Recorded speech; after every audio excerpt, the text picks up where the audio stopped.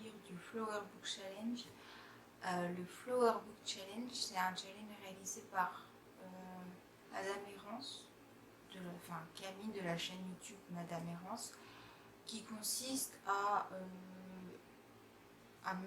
trouver des livres en rapport avec les fleurs qu'elle aura choisies pour cette année. Donc ça fait 1 an que le challenge existe, elle l'avait déjà fait l'année dernière. Le challenge, je crois qu'il dure jusqu'au mois de juillet. De toute façon, je vous mettrai sa vidéo en barre d'infos. Je vais vous présenter moi ma pile à lire. Donc cette année, elle a choisi 8 fleurs. Donc ça consiste à soit prendre un livre de la couleur de la fleur qu'elle aura choisie, ou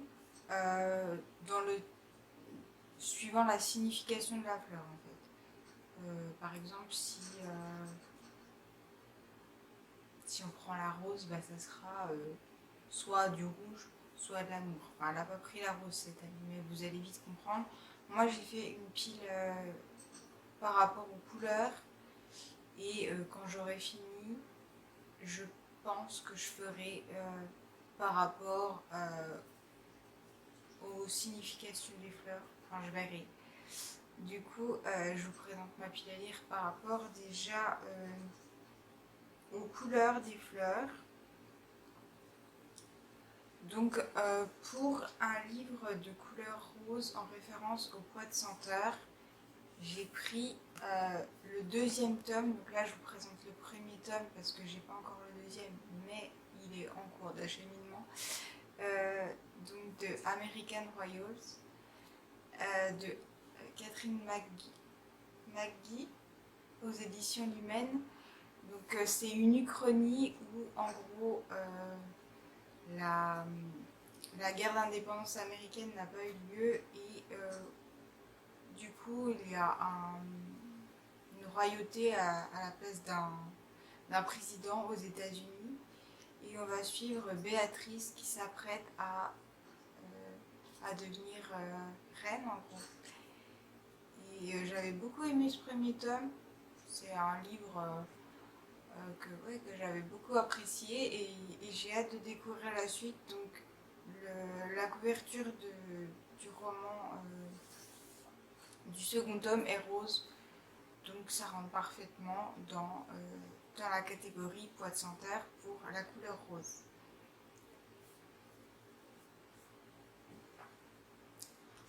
Ensuite, pour la couverture rouge, j'ai pris Grim Lovelies de Megan Shepherd aux éditions Castelmore, qui raconte donc l'histoire de Anouk qui a été transformée par une sorcière en humaine alors qu'elle était un animal. Donc la sorcière en fait sa servante jusqu'au jour où elle retrouve cette sorcière assassinée. Et du coup, elle doit trouver un moyen de rester humaine afin de ne pas mourir ou de redevenir un animal, j'imagine. Et la couverture, elle est juste magnifique. Et j'ai hâte aussi de découvrir ce roman. Du coup, je l'ai mis dans la catégorie coquelicot pour la couleur rouge. Ensuite, pour la 3e fleur, nous avons la pignonne, qui est une fleur orange. Donc pour ça, j'ai choisi Rosie et la bête de Ashley Poston aux éditions Lumen. Donc la couverture est orange et j'imagine qu'on va être dans une réécriture de La Belle et la Bête en version contemporaine. Et j'ai pas vraiment besoin d'en savoir plus, sachant que les 2 premiers tomes, j'avais adoré les histoires et j'avais adoré retrouver les personnages du tome 1 dans le tome 2. Donc j'ai très hâte de connaître cette suite et fin, je crois. De toute façon, je vous mets tous les livres que je vous cite en barre d'infos, comme ça si vous voulez aller voir plus précisément les résumés, libre à vous de le faire et d'en découvrir un peu plus. Voilà. Voilà. Pour le...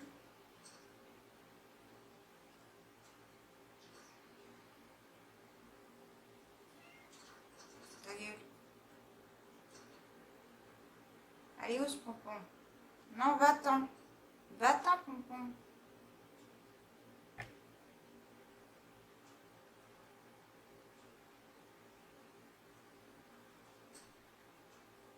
Pour la fleur suivante, qui est le mimosa, donc de couleur jaune, j'ai choisi celle qui devient le soleil, de Shelley Parker Chan aux éditions Brajlon.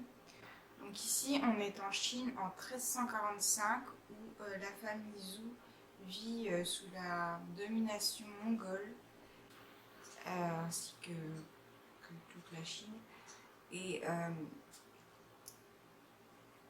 Et leur fils est promis à un avenir radieux, alors que leur fille n'est promise à rien.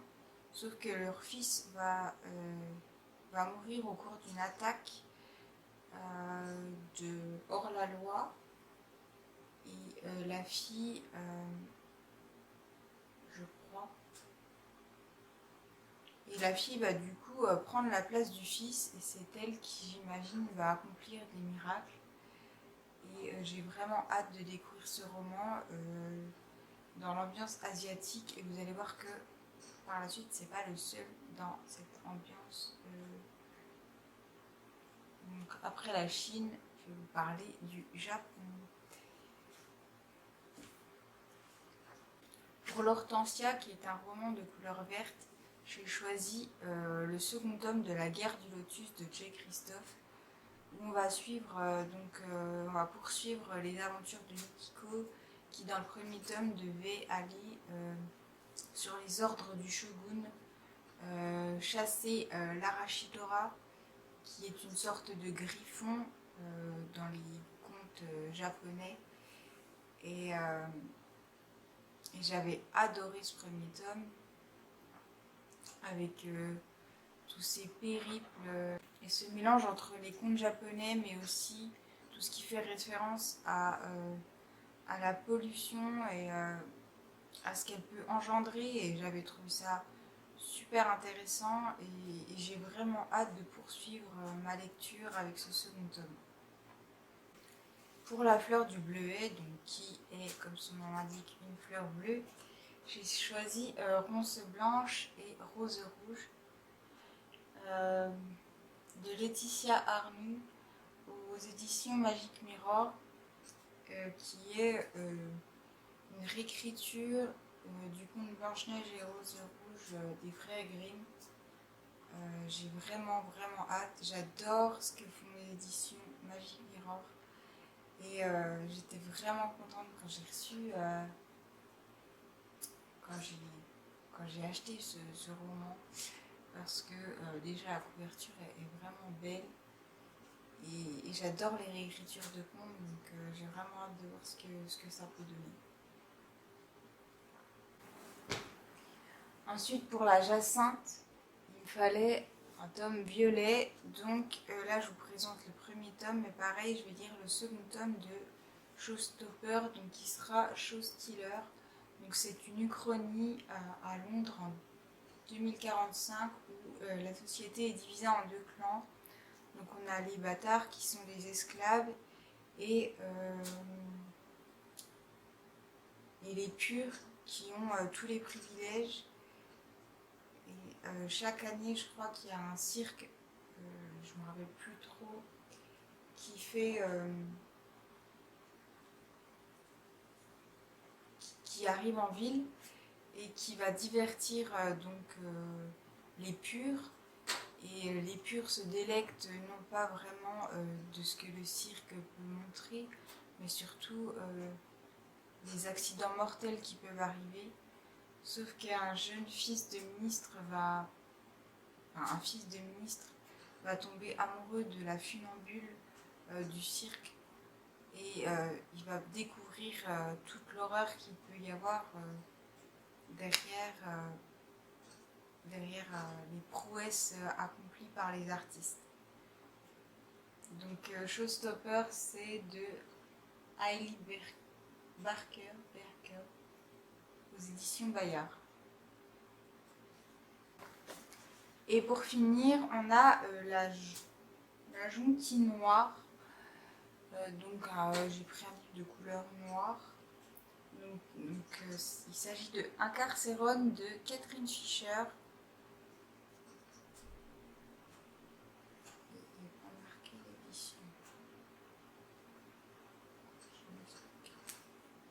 Pour la dernière fleur, la jonquille noire, j'ai choisi donc un livre de couleur noire. J'ai choisi Incarcérone de Catherine Fisher aux éditions Pocket Jeunesse. On va suivre Finn qui vit donc, à Incarcérone, qui est une prison, et il voudrait s'en évader. Et on va également suivre Claudia, qui est la fille du directeur qui vit à l'extérieur. Donc c'est la fille du directeur de la prison qui vit à l'extérieur dans un royaume figé au XVIIIe siècle. Et elle n'a pas choisi son existence en fait. Donc elle aimerait également échapper à cette existence qu'elle n'a pas choisie. Et Finn et Claudia vont trouver un moyen de discuter ensemble par l'intermédiaire d'une clé, si je ne me trompe pas. Et l'un et l'autre, ils vont voir qu'il y a peut-être un moyen d'échapper chacun à leur existence, à leur destin tout tracé. Donc ça sera ma pile à lire pour le Flower Book Challenge. Donc, comme je vous l'ai dit, je vous mets la vidéo de Madame Errance en barre de description. Et comme ça, vous pourrez aller voir vraiment de quoi il s'agit. Et moi, je vous dis à bientôt pour une nouvelle vidéo. Et n'hésitez pas à lâcher un like si vous avez apprécié et à me dire s'il y a certains de ces livres qui vous font envie.